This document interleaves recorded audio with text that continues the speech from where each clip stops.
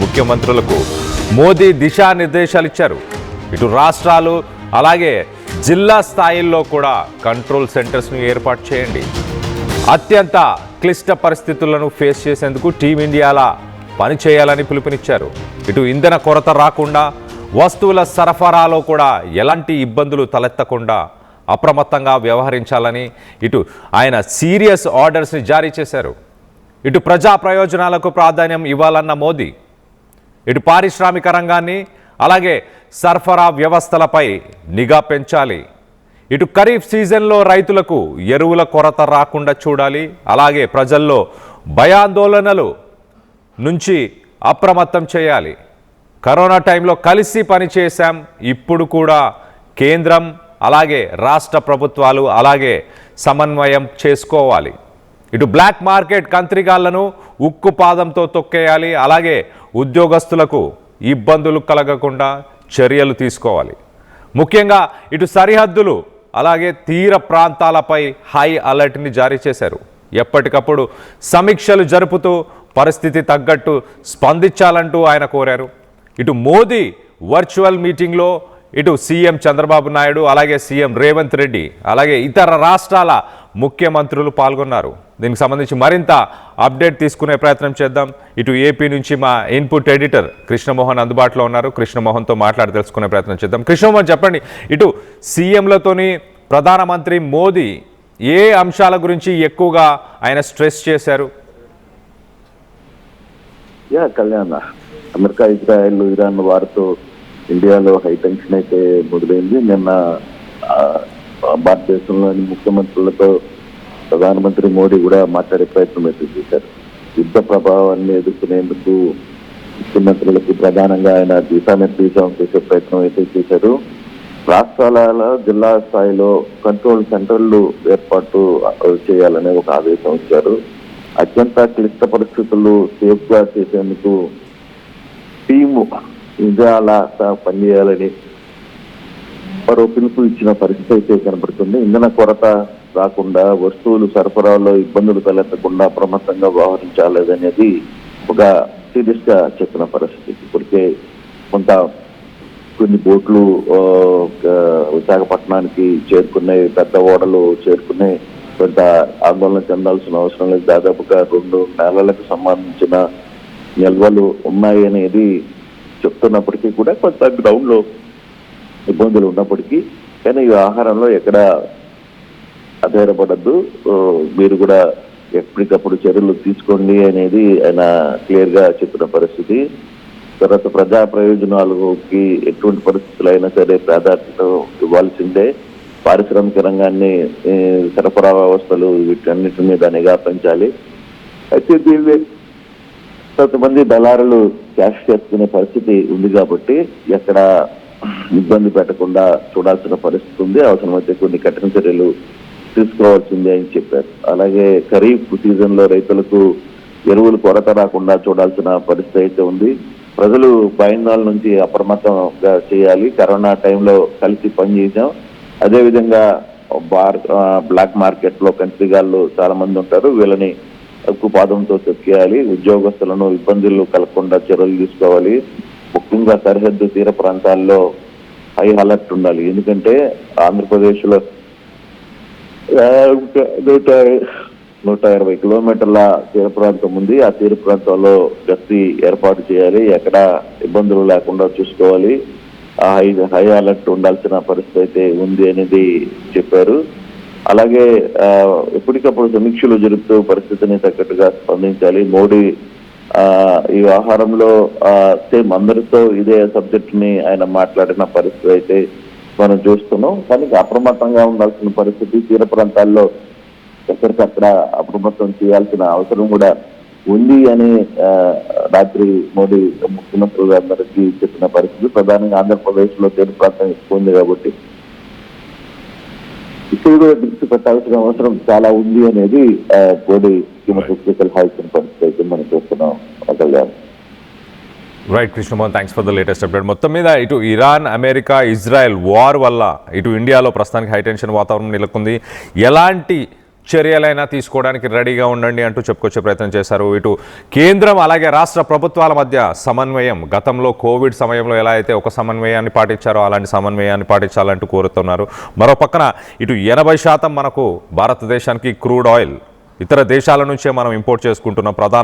ప్రధానమంత్రి మోదీ చాలా క్లియర్గా ఫ్యూయల్ షార్టేజెస్ అలాంటి వాటి గురించి ఎవరైతే తప్పుడు సమాచారాన్ని చేరవేస్తున్నారో వాళ్ళని, అలాగే ఇటు రైతులకి ఒకసారి ఖరీఫ్ సీజన్కి సంబంధించి ఆయన మాట్లాడుతూ ఇటు పొటాష్ అలాగే ఫాస్ఫేట్స్ ఫెర్టిలైజర్లో వాడే ఈ పొటాష్ అండ్ ఫాస్ఫేట్స్కి సంబంధించిన ఇంపోర్ట్స్ కూడా మనం ఇతర దేశాల నుంచి చేస్తున్నాం. వాటి కొరత కూడా ఏర్పడకుండా రానున్న రోజుల్లో ఇటు రైతుల నుంచి పంట దిగుబడి తగ్గకుండా చూసుకోవాలంటూ కూడా ఇటు ఆయన రాష్ట్ర చీఫ్ మినిస్టర్లకు ఆయన చెప్పుకొచ్చే ప్రయత్నం చేశారు. మరో పక్కన ఇటు బ్లాక్ మార్కెట్స్, ఒక పక్కన ప్యానిక్ బయింగ్తో ఇటు పెట్రోల్, ఎల్పిజి వీటన్నిటిని ప్యానిక్ బయింగ్తో కొనడం వల్ల కొంత మార్కెట్లో కొరత ఏర్పడిందన్న వార్తలు వినిపిస్తున్నాయి. ఆ కొరతకి కారణమైన ఆ బ్లాక్ మార్కెటింగ్ చేసే దందా చేసే ఆ వ్యక్తులపైన కూడా ఉక్కుపాదాన్ని మోపాలి, ఒక ఐరన్ ఫిస్ట్ అంటూ కూడా ఆయన చెప్పుకొచ్చే ప్రయత్నం చేశారు. మరోపక్కన కోవిడ్ సమయంలో ఎలా అయితే ఒక సమన్వయాన్ని పాటించారో అలాంటి ఒక డిజాస్టర్ మేనేజ్మెంట్ యాక్ట్ ఫ్రేమ్వర్క్ని ఆయన తీసుకురావాలన్న ఉద్దేశంతో ఉన్నట్టు తెలుస్తుంది. ఒక కోఆపరేటివ్ ఫెడరలిజం అంటే ఇటు కేంద్ర ప్రభుత్వం అలాగే రాష్ట్ర ప్రభుత్వాలు ఒక సమన్వయాన్ని పాటిస్తూ ఒక కోఆర్డినేషన్తో గతంలో కోవిడ్-19 సమయంలో ఎలా అయితే పనిచేస్తారో అలా పనిచేయాలంటూ చెప్పుకొచ్చే ప్రయత్నం చేశారు. అలాగే రూలింగ్ పార్టీకి సంబంధం లేకుండా ఏ పార్టీ నుంచి అయినా కూడా ఇటు ఒకసారి చూస్తే కనుక ఇటు సీఎం రేవంత్ రెడ్డి అలాగే సీఎం చంద్రబాబు నాయుడు మిగతా పార్టీలకు సంబంధించిన చీఫ్ మినిస్టర్లైనా ఎవరైనా ఆల్ పార్టీస్ కలిసి కోఆర్డినేట్ చేసి ముందుకెళ్లే ప్రయత్నం చేయాలంటూ కూడా ఆయన చెప్పుకొచ్చే ప్రయత్నం చేశారు. మరోపక్కన ఇటు బార్డర్ అండ్ కోస్టల్ ఏరియాస్, ఇప్పుడు ఇరాన్, ఇజ్రాయెల్, అమెరికా ఈ దేశాల మధ్య యుద్ధం జరుగుతున్న సమయంలో ఇటు టెర్రరిస్టు మూకలు కానీ ఇలాంటి వ్యక్తులు కానీ ఏమైనా ఇటు భారతదేశ సార్వభౌమత కానీ ఇక్కడ నేషనల్ సెక్యూరిటీ కానీ ఇక్కడ ఉన్న పీస్ని ఇక్కడ ఉన్న శాంతిని కానీ భంగపరిచేలాగా ఇటు టెర్రరిస్ట్ మూకలు ఎలాంటి యాక్టివిటీస్ అనేది చేసే అవకాశం ఉంటుంది. కాబట్టి ఇటు సరిహద్దుల్లో అలాగే ఇటు కోస్టల్ ఏరియాస్లో కూడా ఇటు మిలిటరీ ఫోర్సెస్ కావచ్చు కొంత సెక్యూరిటీని టైట్ చేయాలంటూ కూడా ఆయన సూచించారు. మరో పక్కన ఇటు పబ్లిక్ సైకాలజీ గురించి కూడా ఆయన మాట్లాడాడు. చాలా క్లియర్గా ఇటు ప్యానిక్ అవ్వకండి, ప్యానిక్ అయ్యి గతంలో కోవిడ్-19 సమయంలో ఒక్కసారిగా సూపర్ మార్కెట్స్ పైన పడి అక్కడున్న సరుకులను కొన్ని గంటల్లోనే కొనేయడం ఇలాంటి ప్యానిక్ బయింగ్ చేసే ప్రయత్నం చేయకండి, దీనికి సంబంధించి అన్ని చర్యలు మేము తీసుకుంటామంటూ ఇటు ప్రధానమంత్రి మోదీ చీఫ్ మినిస్టర్లతో చెప్పుకొచ్చినట్టు తెలుస్తుంది. మరోపక్కన ఎంప్లాయీ వెల్ఫేర్, ఒకసారి ఇండస్ట్రియల్ సెక్టార్కి సంబంధించిన వర్కర్స్ ఎవరైతే ఉన్నారో వారందరినీ ఉద్దేశించి మాట్లాడారు.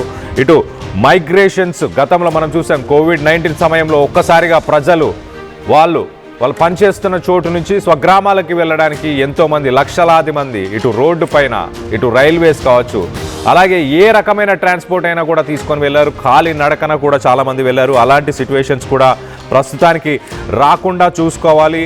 అలాగే ఫ్యాక్టరీస్ ఏవైతే ఇప్పుడు రన్ అవుతున్నాయో అక్కడున్న వర్కర్స్కి ఎప్పటికప్పుడు వాళ్ళ జీతభత్యాలు ఎప్పటికప్పుడు వాళ్ళకి అందించే ప్రయత్నం చేయాలంటూ కూడా ఇటు ఎంప్లాయీస్ గురించి కూడా ఆయన ఉద్దేశించి మాట్లాడితే తెలుస్తుంది. మొత్తం మీద ఒక సెంట్రల్ గవర్నమెంట్ అయితే గతంలో మనం చూసాం కోవిడ్ లాంటి పరిస్థితులు వస్తే అందరూ దానికి సిద్ధంగా ఉండాలంటూ ప్రధానమంత్రి మోదీ మాట్లాడారు. దాని తర్వాత ఇప్పుడు అన్ని రాష్ట్రాలకు సంబంధించిన చీఫ్ మినిస్టర్లతో కూడా ఒక వర్చువల్ మీటింగ్లో కూడా ఆయన పార్టిసిపేట్ చేశారంటే కొంత పరిస్థితి విషమంగానే ఉన్నట్టు అర్థమవుతుంది. రానున్న రోజుల్లో ఎలాంటి సిచ్యువేషన్స్ వచ్చినా ఎదుర్కోవడానికి ముందుగా ఇటు కేంద్ర రాష్ట్ర ప్రభుత్వాలు ప్రిపేర్ అవుతున్నట్టు చాలా క్లియర్గా ఈ సందేశం అందుతుంది. సో మొత్తం మీద ఈ ఇజ్రాయెల్, అమెరికా, ఇరాన్ ఈ వార్ ఎఫెక్ట్ ఖచ్చితంగా ఇండియా పైన ప్రభావితం చాలా చూపించబోతుంది. అలాగే ప్రపంచ దేశాలపైన కూడా ఆ ప్రభావం ఖచ్చితంగా ఉంది అనడానికి ఇదే సంకేతం అనొచ్చు. ఒక పక్కన ప్రధానమంత్రి మోదీ ఇచ్చిన స్టేట్మెంట్, ఇప్పుడు జరుగుతున్న వర్చువల్ మీటింగ్ కావచ్చు, వీటి ద్వారా మనకు చాలా క్లియర్గా అర్థమవుతుంది. రానున్న రోజుల్లో ఏవైనా అలాంటి సిచ్యువేషన్ వస్తే కనుక గతంలో మనం మాట్లాడుకున్నాం ఇటు ఐటీ ఎంప్లాయీస్ కావచ్చు,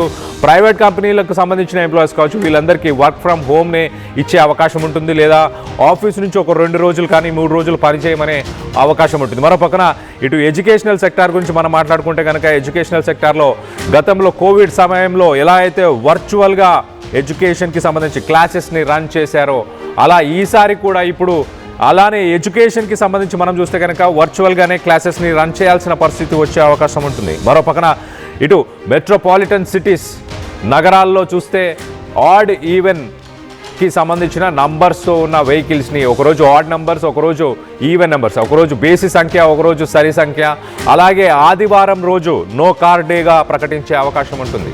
ఇటు పబ్లిక్ ట్రాన్స్పోర్ట్ని ఎక్కువగా వినియోగించుకోండి, అలాగే ఎలక్ట్రిక్ బస్సెస్ కావచ్చు, ఎలక్ట్రిక్ వెహికల్స్కి కూడా డిమాండ్ పెరిగే అవకాశం. సో మొత్తం మీద రానున్న కొన్ని రోజుల్లోనే మరి ఇటు ఇరాన్, ఇజ్రాయెల్, అమెరికా వార్కి సంబంధించి ఎఫెక్ట్స్ అయితే ఇటు ఇండియాలో క్లియర్గా కనిపిస్తున్నాయి. దీనికి సంబంధించి మీరేమనుకుంటున్నారు? కోవిడ్ తరహా రూల్స్ అండ్ రెగ్యులేషన్స్ వస్తే దానికి సంబంధించి మీ అభిప్రాయం ఏంటి? ప్యానిక్ బయింగ్ చేయకుండా ఇంట్లో నుంచి వర్క్ చేయడానికి మీరు సిద్ధంగా ఉన్నారా? కోవిడ్ లాంటి సిచ్యువేషన్ ఫేస్ చేయడానికి మీరు సిద్ధంగా ఉన్నారా? దీనికి సంబంధించి మీ అభిప్రాయాలు ఏంటనేది కింద కామెంట్ రూపంలో తెలియపరచండి.